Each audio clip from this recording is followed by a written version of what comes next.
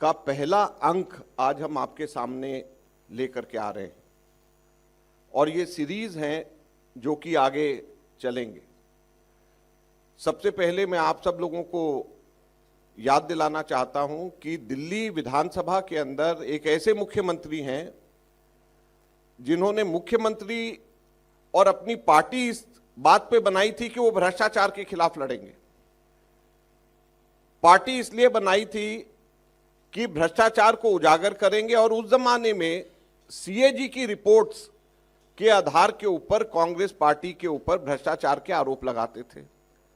चाहे 2G की बात हो, CWG की बात हो, कोलगेट हो, सबके सबका बेसिस आधार सीएजी की रिपोर्ट थी और कुछ नहीं था। किसी के पास में कोई भी और प्रूफ, कोई डॉक्यूमेंट नहीं था, केवल सीएजी की रिपोर्ट थी। इस वक्त 14 सीएजी की रिपोर्ट्स, 14, एक नहीं, दो नहीं, 14 सीएजी की रिपोर्ट्स, एक से एक रिपोर्ट ये कास्टिगेटिंग है। एक से एक रिपोर्ट ऐसी है जो कि इतनी भयानक रिपोर्ट है, एक से एक, जिसमें भ्रष्टाचार के गंभीर आरोप केजरीवाल सरकार के ऊपर लगाए गए हैं। एलजी साहब ने कहा कि केजरीवाल रोक रहे हैं, केजरीवाल कहते हैं कि एलजी रोक रहे हैं, लेकिन फायदा केजरीवाल को हो रहा है रुकने का, क्योंकि वो एक्सपोज हो रहे हैं। तो आज हम उन्हीं केजरीवाल से पूछना चाहते हैं कि आप हमें यह बताएं कि ये भ्रष्टाचार के से भरे हुए पन्ने, जिसको एक ऐसे ही एक पन्ने को 14 में से एक जो कि हेल्थ के मुतल्लिक है, जिसके अंदर मैंने ये देखा और पाया 382 करोड़ रुपए का घोटाला केजरीवाल के ऊपर सीधे सीधे इसके अंदर है। 382 करोड़ का घोटाला। सबसे पहले ये घोटाला क्यों है, कैसे है, कहने से पहले मैं अनुरोध करूंगा अभय जी को कि एक 10 सेकंड का वीडियो आप लोगों को केजरीवाल जी का ही सुनाएं और हम फिर उससे शुरू करेंगे कि ये घोटाला क्या है। ये तो गिनीज बुक में आना चाहिए कि भारत में एक दुनिया में एक ऐसी सरकार भी है जो हर काम में पैसे बचाती है। दिल्ली में हम टाइम के पहले काम कर लेते हैं और जितने का बनना होता है उसमें हर एक काम में पैसे बचाते हैं। दो चीजें केजरीवाल जी कह रहे हैं कि टाइम से पहले कर लेते हैं और पैसे बचाते भी हैं। तो ये सीएजी की रिपोर्ट ये कहती है कि पिछले 10 वर्षों के अंदर 3 हॉस्पिटल्स सिर्फ बन करके तैयार हुए और वो तीनों के तीनों हॉस्पिटल्स ऐसे हैं, नए हॉस्पिटल्स, या एक का एक्सटेंशन है। वो तीनों के तीनों की शुरुआत कांग्रेस के समय पे हुई। अब इंदिरा गांधी हॉस्पिटल, उसके अंदर डिले जो हुआ वो 5 साल का था। बुराड़ी का हॉस्पिटल डिले 6 साल का। Maulana Azad dental hospital delay 3 साल का। लेकिन ये सिर्फ डिले नहीं है, जितने का टेंडर अमाउंट था उसके ऊपर खर्च, फालतू खर्च, जो कि केजरीवाल कहते हैं कि जो सैंक्शन टेंडर अमाउंट होता है मैं उससे कम कर देता हूं। इंदिरा गांधी हॉस्पिटल के अंदर 314 करोड़ फालतू खर्च हुए। बुराड़ी हॉस्पिटल के अंदर 41 करोड़ फालतू खर्च हुए और मौलाना आजाद डेंटल के अंदर 26 करोड़ रुपया फालतू खर्च हुआ। कुल 382 करोड़ 52 लाख रुपए फालतू खर्च हुए टेंडर अमाउंट से। ये मैं नहीं कह रहा, ये सीएजी की रिपोर्ट कह रही है और इसलिए केजरीवाल इस सीएजी रिपोर्ट के ऊपर बैठ गया और इसको विधानसभा में पेश नहीं होने दिया। ये मैं सीधे सीधे केजरीवाल साहब की सरकार और केजरीवाल के ऊपर आरोप लगा रहा हूं कि सीएजी रिपोर्ट को रोकने का कारण सबसे बड़ा ये है। और यही नहीं, इस सीएजी की रिपोर्ट ने बहुत सारी और कमियां, जो कि ये कहते हैं कि हमने वर्ल्ड क्लास इंफ्रास्ट्रक्चर तैयार कर दिया, उसके लिए ये कहती है और वो हम एक एक करके आपको बताते हैं। सीएजी का ये कहना है कि 2007 से लेकर 2015 के बीच 15 प्लॉट्स दिल्ली सरकार ने एक्वायर किया और उसमें से एक भी जगह काम शुरू नहीं किया। 15 प्लॉट जहां पे हॉस्पिटल्स बन सकते थे, डिस्पेंसरीज बन सकते थे, वहां पे कहीं पर भी काम शुरू नहीं किया। यही नहीं, 2016-17 से लेकर के 2021-22 तक इंफ्रास्ट्रक्चर प्रोजेक्ट्स में जितने पैसे सैंक्शन हुए उसमें से 2623 करोड़ रुपया लैप्स हो गया, खर्च ही नहीं कर पाए। और ये वो समय है, अगर आप याद रखें, जब कोविड आ रहा था। कोविड से पहले का और कोविड के दौरान और कोविड के बाद का समय केजरीवाल साहब की सरकार का ये क्रिमिनल नेग्लिजेंस है। हम ये कहना चाहेंगे 2623 करोड़ रुपया लैप्स हो गया, जो ये खर्च ही नहीं कर पाए। आज इनको इस चीज का भी जवाब देना पड़ेगा। यही एक कारण था जिसकी वजह से इन्होंने वहां पे सीएजी की रिपोर्ट पेश नहीं करी। कोविड के दौरान कुल केंद्र सरकार से 635 करोड़ रुपए इनको मिले और उसमें से 635 करोड़ में से 360 करोड़ रुपया खर्च ही नहीं कर पाए। दिल्ली में कोविड के दौरान लाशों का अंबार था, हॉस्पिटल बेड्स नहीं थे, आईसीयू नहीं थी, ऑक्सीजन नहीं था, और केंद्र सरकार से जो ग्रांट दिल्ली को मिला उसमें से 56% ये खर्च ही नहीं कर पाए। लैप्स हो गया, जो पैसा इनको सरकार को, केंद्र सरकार को वापस करना पड़ा।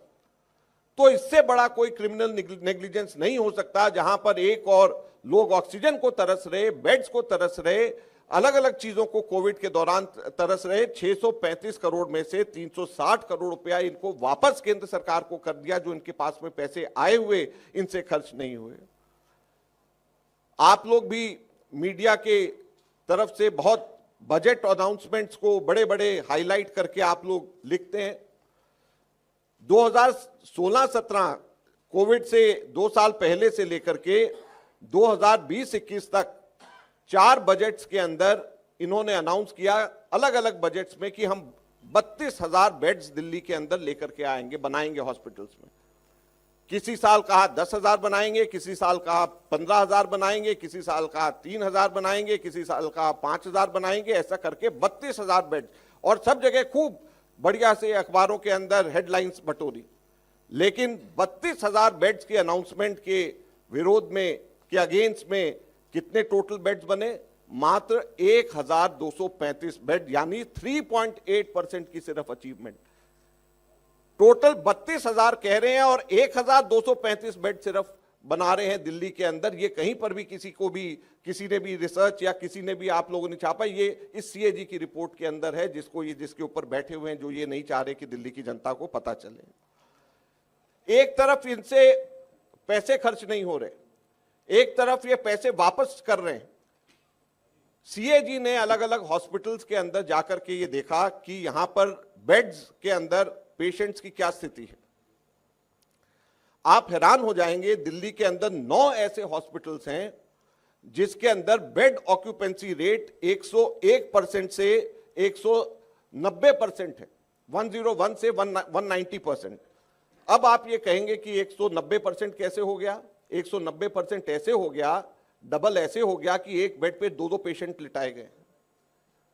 दिल्ली के अंदर, राष्ट्रीय राजधानी के अंदर 9 ऐसे हॉस्पिटल्स हैं, सीएजी की रिपोर्ट कहती है कि जिसमें 101 से 190% जहां पर ऑक्यूपेंसी रेट्स हैं, यानी एक बेड के ऊपर एक आदमी, एक पेशेंट की जगह 2-2 पेशेंट्स लिटाए गए हैं। 9 ऐसे हॉस्पिटल्स हैं। 7 ऐसे हॉस्पिटल्स हैं जहां पर 109% से 169% तक की बेड ऑक्यूपेंसी रेट है, वहां पर भी लगभग जो है डबल पेशेंट एक बेड के ऊपर लिटाए गए हैं। यानी दिल्ली में 16 ऐसे हॉस्पिटल्स हैं टोटल 27 में से, जहां पर की बेड ऑक्यूपेंसी रेट, जहां पर एक बिस्तर के ऊपर 2-2 आदमी लिटाए जाते हैं। ये आज दिल्ली के अंदर चिकित्सा की व्यवस्था है। ये सीएजी की रिपोर्ट कहती है, ये मैं नहीं कह रहा हूं। हमारे 4 हॉस्पिटल्स को सीएजी ने सर्वे के लिए चुना। लोकनायक जयप्रकाश नारायण हॉस्पिटल, चाचा Nehru Bal Chikitsalaya, Rajiv Gandhi super speciality hospital और जनकपुरी सुपर स्पेशलिटी हॉस्पिटल। उसके अंदर ऑपरेशन थिएटर के बारे में और वेटिंग के बारे में, इंफ्रास्ट्रक्चर के बारे में क्या स्थिति है, आपकी आंखें खुली रह जाएंगी जो सीएजी ने अपने रिपोर्ट के अंदर पाया। लोकनायक हॉस्पिटल के अंदर एक ऑपरेशन थिएटर, जो सर्जरी डिपार्टमेंट का, वो फंक्शन ही नहीं कर रहा, काम ही नहीं कर रहा। लोकनायक हॉस्पिटल, आप सब लोग जानते हैं कि बर्न्स को लेकर के, जलने को लेकर के सबसे बड़ा हॉस्पिटल दिल्ली के अंदर है, सफदरजंग सेंट्रल गवर्नमेंट का, लोकनायक दिल्ली सरकार का। वहां पर सर्जरी जो जलने से लेकर के है, उसका वेटिंग टाइम 12 महीने का है, 1 या 2 हफ्ते नहीं, 12 महीने का। दूसरी सर्जरी जो है लोकनायक हॉस्पिटल में 3 महीने का वेटिंग टाइम है। ये राष्ट्र की राजधानी है। यहां पर 12 टोटल ईसीजी मशीन्स हैं, जिसमें से 5 काम नहीं कर रही। 5 बाईपैप मशीन आईसीयू में काम नहीं कर रही, 3 ट्रांसपोर्ट मॉनिटर्स हैं, 3 हैं और तीनों के तीनों काम नहीं कर रहे आईसीयू के अंदर। आईसीयू यहां पे टोटली नॉन फंक्शनल है क्योंकि जो मेजर इक्विपमेंट्स हैं लोकनायक हॉस्पिटल में वो काम ही नहीं कर रहे हैं। और Rajiv Gandhi super speciality hospital, Janakpuri super speciality hospital, यहां पर स्टाफ की शॉर्टेज की हालत आप देखेंगे सुनेंगे तो हैरान हो जाएंगे। 50 से 74% डॉक्टर्स की कमी है। जितने डॉक्टर्स सैंक्शन हैं उसमें से 50 से 74% डॉक्टर्स ही नहीं है। 73 से 96%, 73 से 96% नर्सिंग स्टाफ की शॉर्टेज है। 17 से 62% पैरामेडिक स्टाफ की शॉर्टेज है। ये 2 super speciality hospital latest, Rajiv Gandhi super speciality hospital और जनकपुरी सुपर स्पेशलिटी हॉस्पिटल की कहानी है, जहां पे 50 से 74% डॉक्टर्स ही नहीं है, 73 से 96% नर्सिंग स्टाफ नहीं है, 17 से 62% पैरामेडिक स्टाफ नहीं है। ये सीएजी की रिपोर्ट है जिसके ऊपर केजरीवाल बैठे, जो नहीं चाहते केजरीवाल की दिल्ली की जनता को सच्चाई पता चले, जिसकी वजह से ये इसके ऊपर पर्दाफाश कर रहे हैं। इसलिए हम कहते हैं कि ये आपके पाप हैं जिनको हम और देवेंद्र यादव जी यहां पे दिल्ली की जनता के सामने लेकर के आ रहे हैं। राजीव गांधी के सुपर स्पेशलिटी हॉस्पिटल में 6 मॉड्यूलर जो और सेमी मॉड्यूलर ऑपरेशन थिएटर काम ही नहीं कर रहे हैं। 6 ऑपरेशन थिएटर है, काम नहीं कर रहे। स्टोन सेंटर है, काम नहीं कर रहा। ट्रांसप्लांट आईसीयू लोकनायक हॉस्पिटल में तो 3 है जो कि खराब पड़े हैं, यहां पे हैं लेकिन वो काम, उसका काम नहीं उससे हो रहा है। 77 प्राइवेट और स्पेशल रूम्स हैं जो ऑपरेशनल नहीं है। 16 आईसीयू बेड्स हैं जो ऑपरेशनल नहीं है। 154 जनरल बेड्स हैं, रेजिडेंट डॉक्टर्स हॉस्टल कोई भी फंक्शनल नहीं है। ये Rajiv Gandhi super speciality hospital का हाल है। जनकपुरी सुपर स्पेशलिटी हॉस्पिटल में 7 ऑपरेशन थिएटर फंक्शनल नहीं है। Kitchen, blood bank, emergency, medical gas pipeline, 10 critical care unit beds, 200 general beds काम ही नहीं कर रहे। जनकपुरी सुपर स्पेशलिटी हॉस्पिटल की कहानी है। और यहां पर बेड ऑक्यूपेंसी 20% से 40% है सिर्फ। आप देखिए, एक तरफ दिल्ली के अंदर हॉस्पिटल 16 हॉस्पिटल्स हैं जहां पे एक बिस्तरे पे, एक बेड पे डबल लोग हैं, और यहां पर स्टाफ नहीं होने की वजह से 20% से 40% ऑक्यूपेंसी रेट है क्योंकि यहां पे स्टाफ ही नहीं है। यह केजरीवाल का दिल्ली का चिकित्सा मॉडल है, यह इनका पाप है जो कि सीएजी ने जिसको उजागर किया। और दुख की बात यह है कि इसके ऊपर बैठे ताकि चुनाव से पहले ये लोगों को पता ना चल सके। इससे ज्यादा बड़े शर्म की और दुख की बात नहीं है। चाचा नेहरू बाल चिकित्सालय में पेडियाट्रिक बच्चों की सर्जरी के लिए, यही एक बच्चों का सबसे बड़ा हॉस्पिटल है, बच्चों की सर्जरी के लिए वेटिंग टाइम कितना है? 12 महीने का। 12 महीने का चाचा नेहरू बाल चिकित्सालय के अंदर वेटिंग टाइम बच्चों का। ये इनकी चिकित्सा मॉडल है जिसको कहते हैं कि पूरे हिंदुस्तान में ये केजरीवाल मॉडल है, ये लेकर के आना चाहते हैं। इस चिकित्सालय के अंदर, बाल चिकित्सालय के अंदर ऑपरेशन थिएटर में 10 इक्विपमेंट्स, ऐसे इंपॉर्टेंट इक्विपमेंट्स हैं जिनकी लिस्ट इसमें दी गई है जो कि काम ही नहीं कर रहे। यहां पर यह स्थिति है। ये जो चारों हॉस्पिटल्स हैं इसके diagnostic, X-ray, CT scan, ultrasound की कहानी सुनिए तो आप ही हैरान हो जाएंगे। चाचा नेहरू बाल चिकित्सालय में एक्सरे की कैपेसिटी है 330 एक्सरेज पर डे की। इन्होंने पाया 2019-20 में जब इन्होंने ऑडिट के लिए गए तो 330 में से केवल 109 हो रहे हैं। अल्ट्रासाउंड 35 में से 35 की कैपेसिटी सिर्फ 7 हो रहे हैं। सीटी स्कैन 12 की कैपेसिटी सिर्फ 3 हो रहे हैं। Rajiv Gandhi super speciality hospital में 70 की कैपेसिटी केवल 35 हो रहे हैं। 50 की कैपेसिटी अल्ट्रासाउंड की केवल 23 हो रहे हैं। सीटी स्कैन 26 की कैपेसिटी केवल 14 हो रहा है। जनकपुरी सुपर स्पेशलिटी के अंदर एक्सरे में 57 की कैपेसिटी सिर्फ 7 हो रहे हैं और अल्ट्रासाउंड की 30 की कैपेसिटी सिर्फ 1 अल्ट्रासाउंड प्रतिदिन हो रहा है। सुपर स्पेशलिटी हॉस्पिटल अल्ट्रासाउंड की कैपेसिटी 30 की और 1 हो रहा है। यह इनका चिकित्सा मॉडल है जो कि हमारे देश के अंदर कर रहे हैं। 27 हॉस्पिटल्स पूरी दिल्ली भर के अंदर, आईसीयू सर्विसेज 14 में नहीं है, ब्लड बैंक सर्विसेज 16 में नहीं है, ऑक्सीजन सर्विसेज 8 में नहीं है, मॉर्चुरी सर्विसेज 15 में नहीं है, एम्बुलेंस सर्विसेज 12 में नहीं है। इन्होंने एम्बुलेंस को चेक कराया तो ये पाया कि कैट एम्बुलेंस, 1 महीने का डेटा निकाला तो फरवरी 2020 में 49 ऐसे इंस्टेंसेस थे जहां पर दिल्ली सरकार ने एम्बुलेंस देने से मना कर दिया क्योंकि एम्बुलेंस नहीं था। एक टेस्ट चेक करा गया कि कैट एम्बुलेंस में सामान सही है या नहीं है, तो यह पाया गया कि कैट एम्बुलेंस के अंदर कार्डियक मॉनिटर नहीं है, ट्रांसपोर्ट वेंटिलेटर नहीं है। ट्रांसपोर्ट वेंटिलेटर वो होता है जो वेंटिलेटर जिसमें एक पेशेंट वेंटिलेटर पे होता है, उसको वहां से लेकर दूसरी जगह पे वेंटिलेटर में लेकर के जाया जाता है। सिरिंज पंप नहीं है, ग्लूकोमीटर नहीं है, एम्बू बैग नहीं है, व्हील चेयर नहीं है, हेड इमोबिलाइजर नहीं है कि हेड सर घूम ना जाए एक्सीडेंट पेशेंट के अंदर, ऑक्सीजन एक्सेसरीज नहीं है, पोर्टेबल ऑक्सीजन नहीं है, डिलीवरी किट्स नहीं है, बीपी एपरेटस नहीं, ब्लड प्रेशर नापने की नहीं है, स्टेथोस्कोप नहीं है, डॉक्टर का जो स्टेथोस्कोप होता है, फोर्सेप पल्स ऑक्सीमीटर नहीं है जो कि कोविड के टाइम पे हम लोग लेते थे।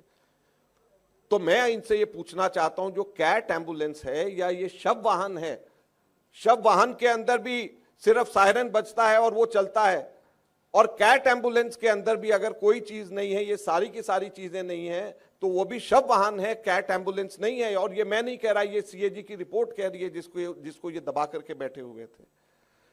तो आज दुख की बात यह है कि ये सारी चीजों को लेकर के हमें आपके पास में आना पड़ रहा है, जो असेंबली में डिबेट और डिस्कस होना चाहिए था। हमारे नौकरियां नहीं है, बेरोजगारी है। केजरीवाल कहते हैं मैं बेरोजगारी के लिए लड़ूंगा, बेरोजगारी के खिलाफ लड़ूंगा। दिल्ली के हेल्थ सेक्टर में 8,194 वैकेंसीज हैं जो कि ये फुलफिल नहीं करा पा रहे। कितनी? एक दो नहीं, 8,194। Department of health and family welfare में 3,268, डीजीएचएस में 1,532, स्टेट हेल्थ मिशन में 1,036, ड्रग कंट्रोल डिपार्टमेंट में 75, Maulana Azad medical college 503, Loknayak hospital 581, Rajiv Gandhi super speciality 580, Janakpuri 298, Chacha Nehru Bal चिकित्सालय 322, कुल मिलाकर के 8,194 वैकेंसीज इनकी अपनी सरकार के अंदर। उसको तो भर लीजिए आप, बाकी की बेरोजगारी बाद में दूर करिएगा, पहले अपनी वैकेंसीज तो पूरी करिए। नर्सिंग स्टाफ की शॉर्टेज 21% ओवरऑल पूरी दिल्ली के अंदर है और कुछ हॉस्पिटल्स में 34% से ऊपर है। आप सोचिए, अगर नर्सिंग स्टाफ 21% शॉर्ट है, 5वां हिस्सा शॉर्ट है नर्सिंग स्टाफ के अंदर, तो क्या चिकित्सा, क्या हमारे पेशेंट्स का भला होगा? 30% वैकेंसीज हमारी 19 कैटेगरीज जो पैरामेडिक स्टाफ की हैं उसमें 30% वैकेंसीज हैं। स्पेशलिस्ट डॉक्टर्स 30% वैकेंसी, स्पेशलिस्ट जो टीचिंग ड्यूटी है वो 30%, without teaching duty 28%, medical officer जो दूसरे डॉक्टर्स हैं 9% की उसकी शॉर्टेज। तो यहां पर दिल्ली के अंदर शॉर्टेज इनके हमारे स्टाफ में, पैसा इनसे पूरा खर्च नहीं होता है, जमीन 15 इनकी यूटिलाइज नहीं हो पाती, 15 इनके पास लैंड है जो कि हॉस्पिटल डिस्पेंसरी जहां पे खोल सकते हैं वहां पर इनसे नहीं खोला जाता है, जो कंस्ट्रक्शन हुई है उसके अंदर अनाप शनाप रेट इनके बढ़ गए हैं। तो किस प्रकार का मॉडल इन्होंने दिल्ली के अंदर दिया है? क्या ये चिकित्सा मॉडल को लेकर के, ये ऐसे भ्रष्टाचार दूर करने के नाम के ऊपर क्या केजरीवाल सत्ता के अंदर आए थे? आज हम इनसे ये पूछना चाहते हैं। ये हम लोगों के आपके पाप की पहली कड़ी है। आज मैं फिर से दोहराना चाहता हूं, पहली कड़ी है, इसकी और कड़ियां हम लोग खोलेंगे और आप हैरान होंगे कि किस प्रकार का शासन इन्होंने दिया है। और इसलिए मैं कहता हूं हमेशा से, ये केजरीवाल नहीं, ये फर्जीवाल है। और जो दूसरी बात मैंने कही कि ये क्यों राष्ट्रद्रोही हैं, देशद्रोही हैं, वो भी चुनाव से पहले उसकी भी अलग से इसी प्रकार से प्रेस वार्ता करके उसको भी मैं यहां पे खोलूंगा, यहां पे आप लोगों को बताऊंगा। बहुत बहुत धन्यवाद। देवेंद्र यादव जी।